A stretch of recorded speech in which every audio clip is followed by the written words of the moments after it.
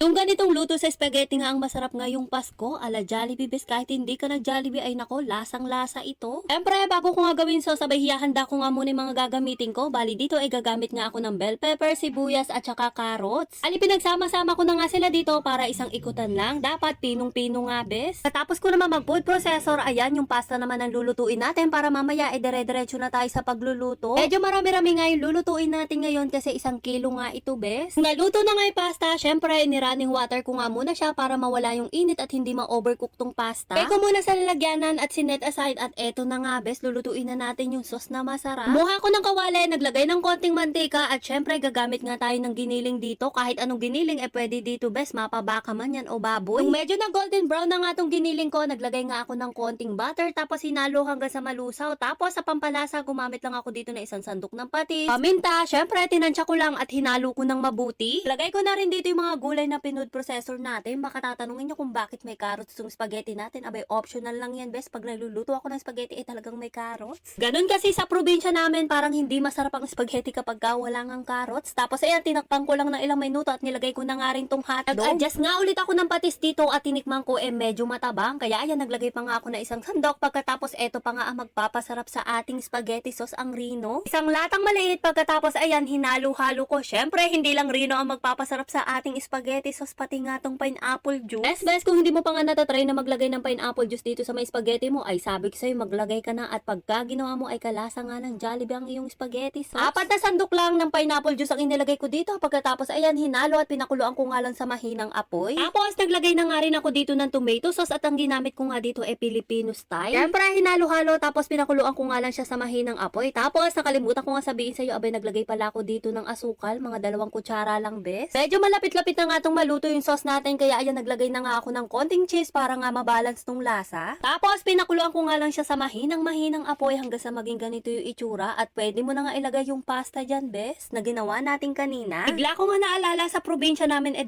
klase nga sila magluto ng spaghetti, yung ganitong style, tapos yung nilalagyan ng condensed at saka nga Nestle cream. Ang pamilya, abay, ganitong style nga ang niluluto namin, bes, pero kapag kahandaan, abay, nilalagyan ng condensed at Nestle cream ang spaghetti. Okay na nga tong sauce natin at syempre, ilalagay ko na nga yung pasta. Bali yung sauce pala, binawasan ko nga ng konti at sobrang dami. Okay na nga tong sauce natin at syempre, ilalagay ko na nga yung pasta. Bali yung sauce pala, binawasan ko nga ng konti at sobrang dami. Hinalo-halo ko lang hanggang sa mabalutan nga ng sauce tong pasta. O diba, ganun lang kasimple, bes, ay meron ka ng masarap na spaghetti sa darating na Pasko. Hindi mo na kailangang umorder at gumawa ka na nga lang ng sarili mo. Ako na nagsasabi sa'yo, bes, naku, sobrang dali at sobrang sarap. Kung sa lasa naman, panigurado, papatok nga to sa buong pamilya mo, lalo na nga sa mga chikiting. Kung sa lasa naman, panigurado, papatok nga to sa buong pamilya mo, lalo na nga sa mga chikiting. Tamang-tama nga to sa darating na Pasko at bagong taon. O siya, yun lang naman, bes, ang gusto ko sa'yo i-share. Bye-bye!